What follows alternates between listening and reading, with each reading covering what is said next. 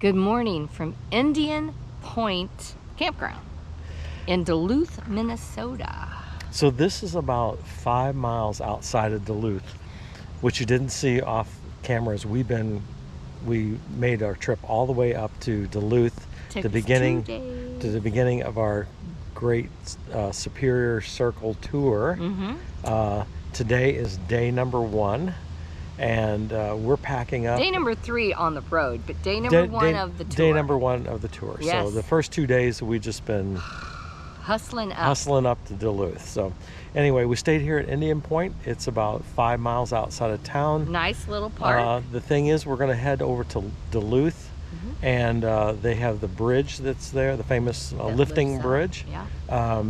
We are trying to time a harbor entry of a ship. It's been a moving target because the ships kind of come and go as they please. So, right, yeah. All right, if you're in this area, stop off at Indian Point. It's been really good for us. It is. And hang tight. We got more going on today.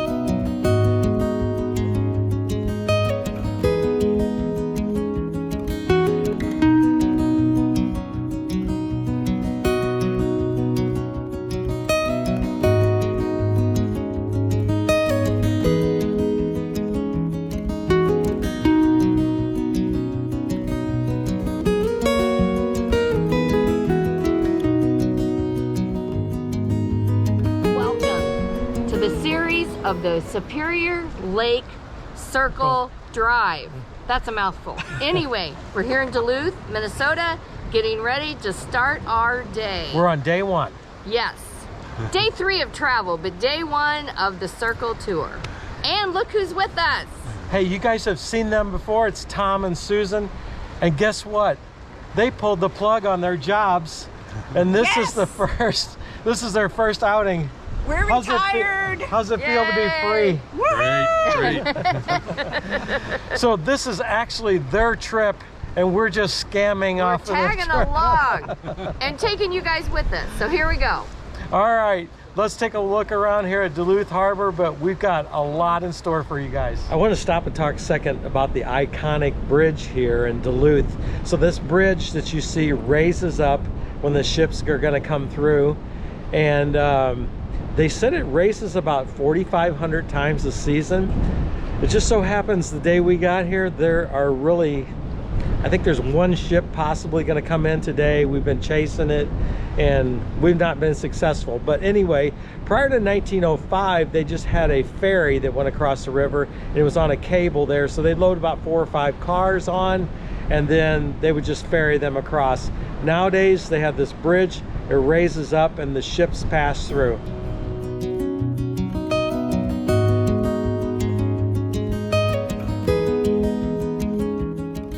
Okay, we've had a really good time wandering around the harbor. Now, I know you just seen a few minutes of clip here, but we've been here a few hours.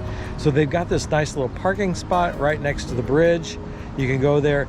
If it wasn't Wednesday, which it is, we could go to the Army Corps Engineers has a nice free museum here, but it's closed on Wednesdays. So we actually can't do that ourselves, but look at here. Couldn't resist the shot of 2 runaways in Duluth, Minnesota on the parking lot together. All right, we're gonna get in the car and we're gonna head on down the road and see what else the day brings.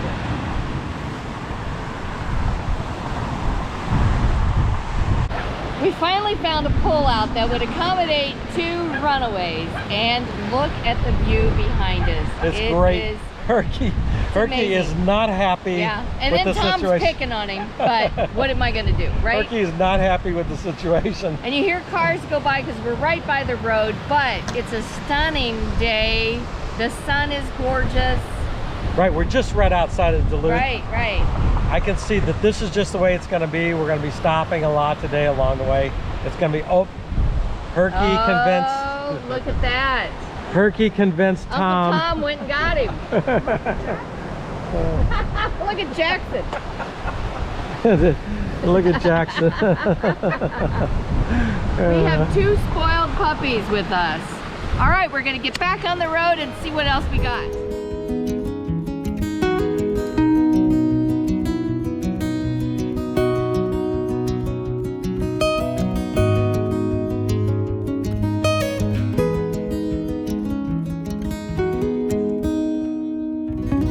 So we had to stop at this little wide spot in the road here. This was actually a town. It says, the sign says it was laid out in 1857. Then it lasted to 1859. There was a land office here, and the little town was called Buchanan.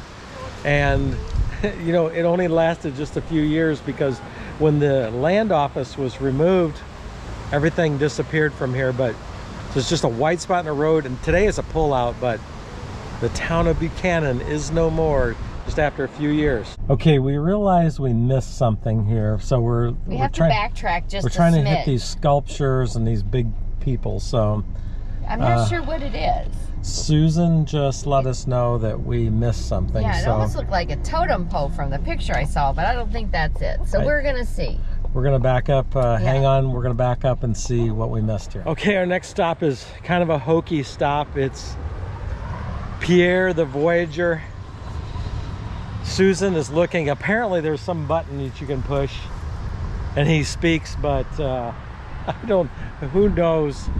Oh man, the stuff we stop at. But actually they've moved this thing a couple times, and this is his home now at the Earthwood Inn.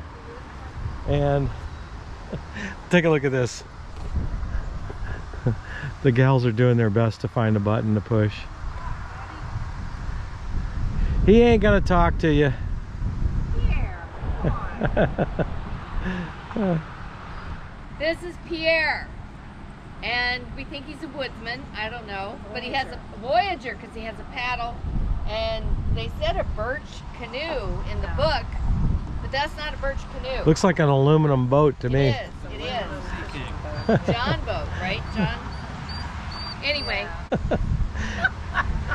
Did you push the button and he talked? We can't find the button. Okay. I'm a little scared. He's plugged in. He's plugged in.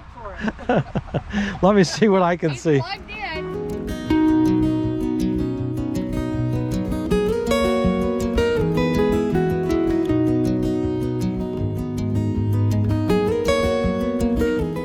So I'm standing here with Susan. I'm trying to convince her to do the narration of this thing.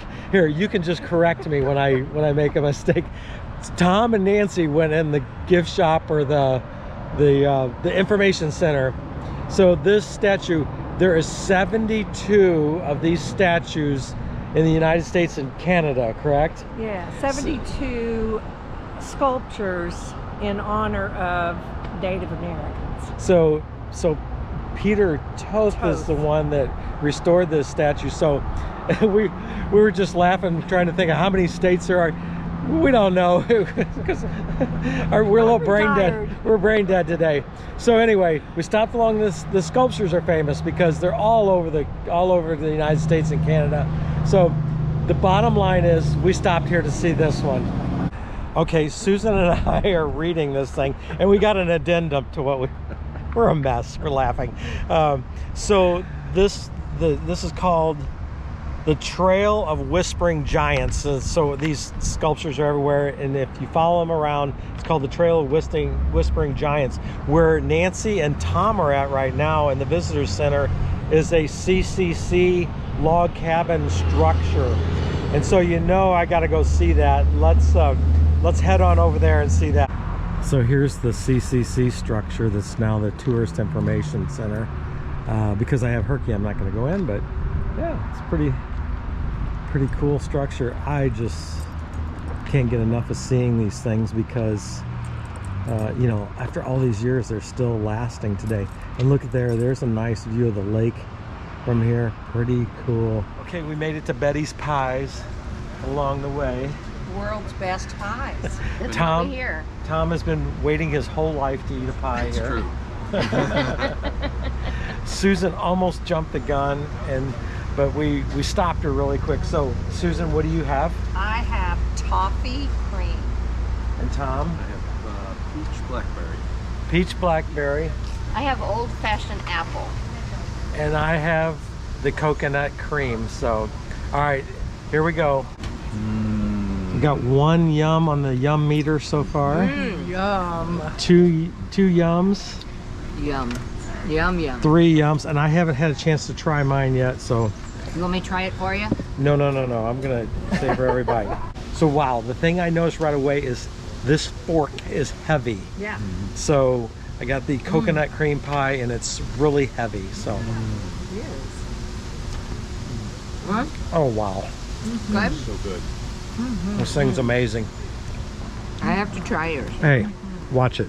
Uh-oh, grab your fork. It's not coming out like I planned. Try this. Yeah, we'll have to try it. Ooh, that's got like a crumb topping. Yum. Pretty good. It's good. Ooh, that's All right, Susan, give me a description of yours. creamy with little chips of toffee and just a lot of yumminess. Peach, blackberry, my second favorite fruit, and a crumbly topping. There we go. Looks good, like an oats kind of topping.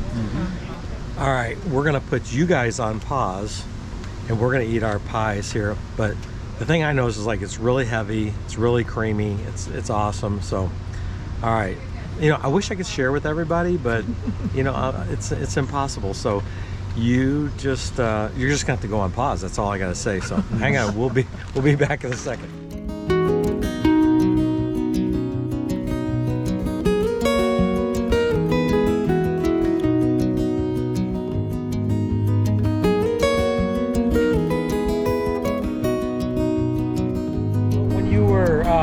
Just watching us drive there, you've seen us go through the Silver Creek Cliff Tunnel, so it was pretty cool, and we had to stop at the wayside right there.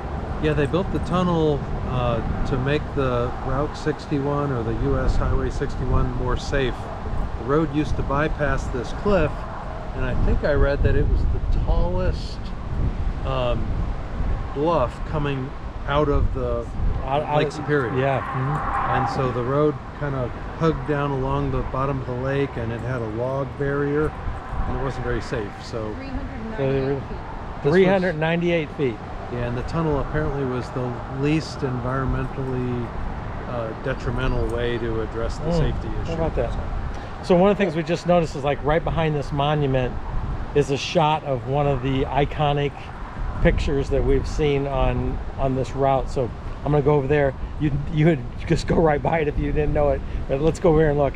So if you stand here, you can see this is an iconic photograph that you see in a lot of promotions. I think it's really cool, and oh man, we're just having a good time. This just a great relaxing drive. I hope the wind is not too bad in the camera. I've got the windscreen on and we're trying to protect the camera a little bit, but there's really not much I can do about it. But I hope you're enjoying it anyway. Take a look at the views. It's awesome. What a great drive. So on Highway 61, you're gonna come past Gooseberry Falls State Park. And what they are known for is this waterfall right behind me. Gooseberry Waterfall. It's loud.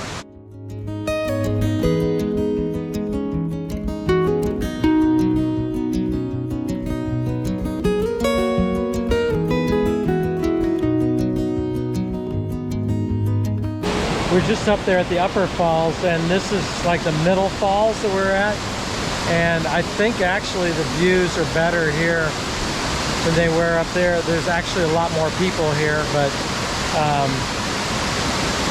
it's all beautiful, right? So just the rock formations, the trees, the smell in the air is amazing. So yeah, I hope it's coming out on camera and looking as good as what it is to us in person.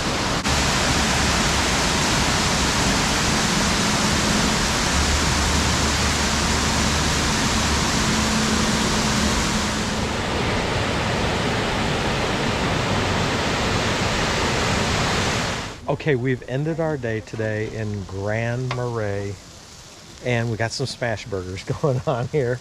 They're going to be delicious. It's been a good day. We've seen so much. It's about 7 o'clock, so we went all the way from Duluth to Grand Marais today. Tons of pullouts, tons of looking around, ships, waterfalls, pies. It was great. Nancy's over here with Susan, and they are bundled up. 4.92 miles we've walked today. What'd you say? 4.92 miles. We've climbed 3 flights of steps. So we'll get some good sleep tonight. 12,766 steps. Thank you very much. I've got 13,505. Ha! And Herky's resting too, so. All right, we're going to eat our supper tonight, and then we're going to call it a night, and we will catch you guys in the morning.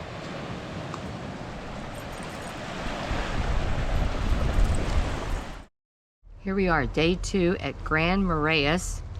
And this campground is pretty nice, isn't it? We're not right next to the girths, but we're close to them. So, not bad. And today we have a full day. Yeah, for day 2, we are not wasting any time. No. And we are told that this town has a lot of donut shops. So we're getting ready to go into town and check that out. Yeah. So the cool thing about this campsite is that it sits right on the lake. So we got a little path over there. It's really close, and we can walk down. Last night we seen the sunset, so that was a lot of fun. And so anyway, I have a map over here on the table. I'm going to take you over here and show you where we're at so far. So let's take a look at that. So if you remember, yesterday we started off day 1 in Duluth, and we went up through 2 harbors, Beaver Bay, Silver Bay, all this area down through here. This was a great drive right along the lake, and we made our way all the way to Grand Marais yesterday. So we're camped right here right now at the city campground, and there's a marina here where, as we mentioned, we're right next to the lake. So we're going to stay here for 3 nights, and we're going to use this as a launching point to go out and see some stuff in this area. Then of course later on, after those 3 days, here's the Canadian border right here, and we're going to cross over into Canada and continue on. But for right now, we're in Grand Marais, and it's time to get donuts. So let's head over there. Okay, Ed, I want a skizzle, which is like a small elephant ear, and I want a cinnamon roll up, okay? I got it. And get a sticker. Okay. You got it? If they got a sticker, I got it. Good. They got it. Okay. All right. Hot chocolate would be good too. We'll see. Okay. I'm going over to get a table. Ciao. Don't let me down. Okay, we're at the world's best donuts in Grand Marais since 1969. So we are going to check this out, and we'll let you know if we think it's the world's best donuts. Isn't this beautiful? It's some kind of cinnamon thing, I'm not sure, but I'm gonna pull it apart, I think. It's a cinnamon round. Cinnamon round, okay.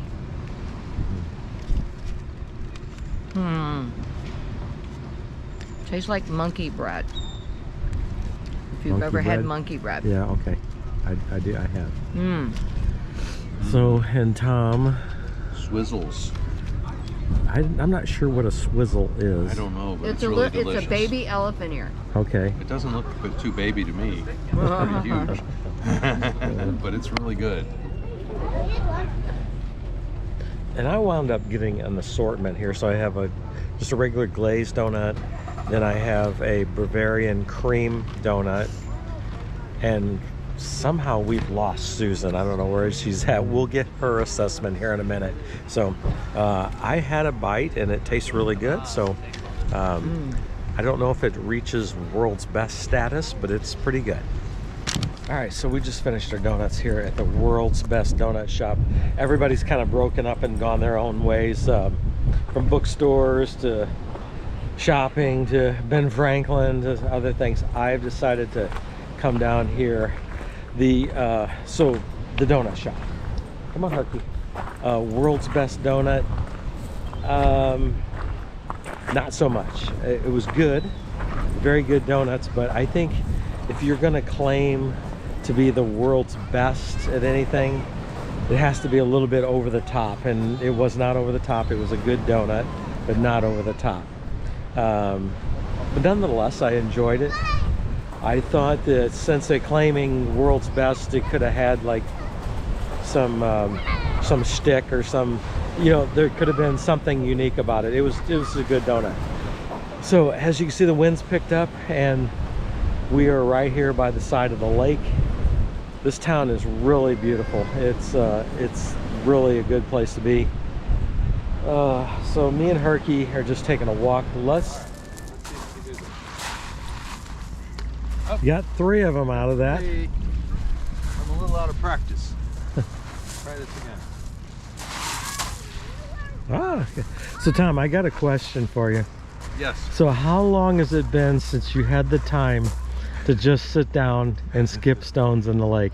Oh, let's see. The last stone that I skipped, I was probably 12. The joys of retirement. Jackson's retired too. Tom and I are down here by the lake just skipping stones. He's just retired, and you know, I can't say it's been a long time since I've done that too, but what a blessing to be able to have the time to just sit down by the lake, enjoy and skip stones. It's really good. We were just commenting, we like the fact that, you know, if you're farther up the beach, up the shoreline, the rocks are huge, are big, but the closer you get to the water line, the rocks are much smaller. So it's interesting to see how, and the lake is really clear, so the gals are shopping, we're just down here enjoying the water. Let me turn this camera around here. So you can see they got a breakwater there, and there's some boats out. I'm particularly interested in, there's a guy over there that's got a shanty boat, and that's pretty cool to me. But yeah, it's pretty nice. So right across there where I'm pointing the camera now is where our campground was at. So you could really just walk around the bay here and get from the campground to here. We did drive, but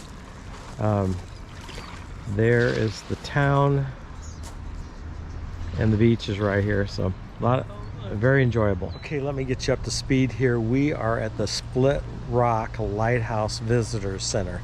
So what we've done is we're using the campground up the road there as a base camp for the next couple days, and so we kind of backtrack a little bit back down to the Split Rock Lighthouse, and we're going to go inside and get some information. We're going to have to take turns because we have the dogs with us, but definitely going to check out this lighthouse. Okay, what we've done here at the Split Rock Lighthouse is we kind of had to divide and conquer this.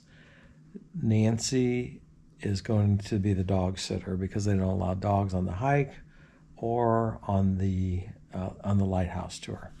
So we just bought an $8 grounds ticket, so we're gonna walk around the grounds, but we'll also get this neat movie that we get to watch. So Tom and Susan are with me here, and Nancy's babysitting as we sit here and wait for the lighthouse video to start. So alrighty, don't know what we're expecting here, but hang tight. All right, we're out of the video there. The video gives you a lot of really good information about, you know, the history and why they built the lighthouse and that. So it's only, you know, 8-10 minutes long, not that much. So we're gonna walk down here and look back at the lighthouse and kind of get a view. Down here is where they built the hoist. So there was no roads that came up to this lighthouse back in the day. So the first thing they had to do was build a hoist here on the lake to hoist the materials up to build the lighthouse. So we're gonna kind of get down here where it first started, but this is where the hoist was at. So you can see this is the platform the hoist sat on, and then the crane kind of swung out over the lake, and they could hoist up the materials for the lighthouse from here. Amazing. So looking down here, this is the oil house. Between the kerosene lantern and the fog signals gasoline engines, Split Rock needed a steady supply of fuel.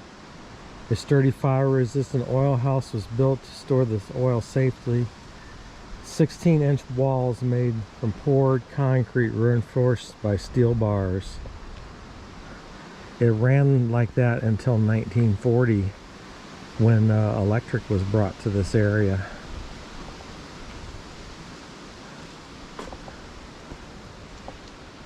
So yeah, look how thick the walls were. And then there's the generator that ran the foghorn and that.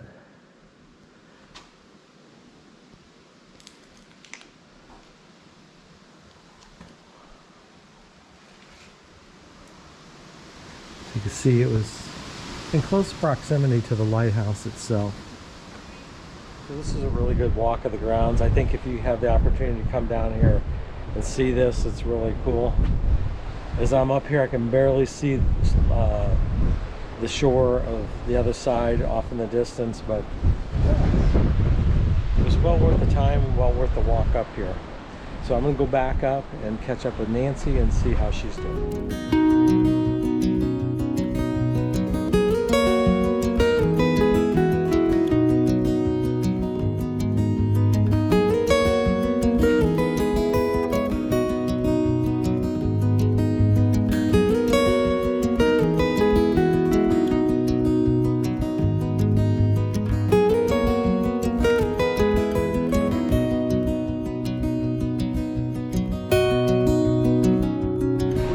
Down to Black Beach. Now this is not natural sand or anything like this.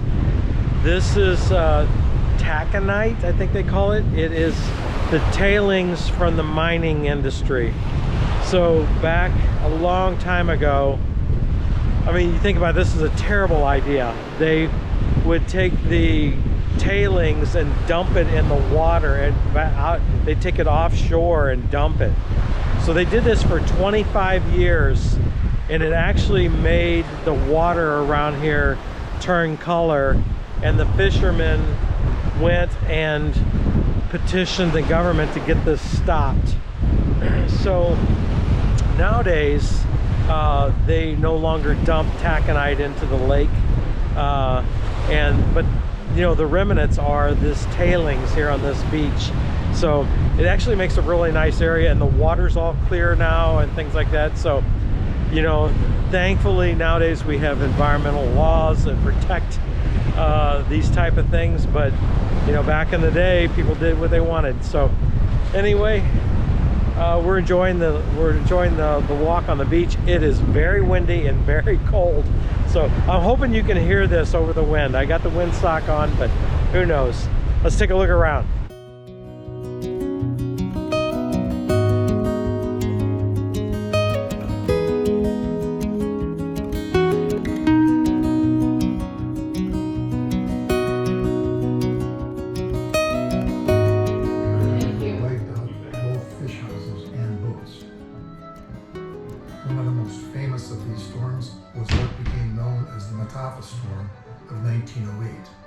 Which resulted in the loss or damage to even large commercial vessels on the North Shore. We stopped off here real quick at the Commercial Fishing Museum. It's a really nice little museum. They charge you $5 for admission, and it's just in a small restored fish house. And as you can see, there's all kinds of artifacts from the commercial fishing industry, as it was back in the late 1800s and the early 1900s. So they have a little video playing over there. We've watched quite a bit of that. And let me show you this. So you can see they have all the little artifacts from fishing, the lines, the weights, the knives.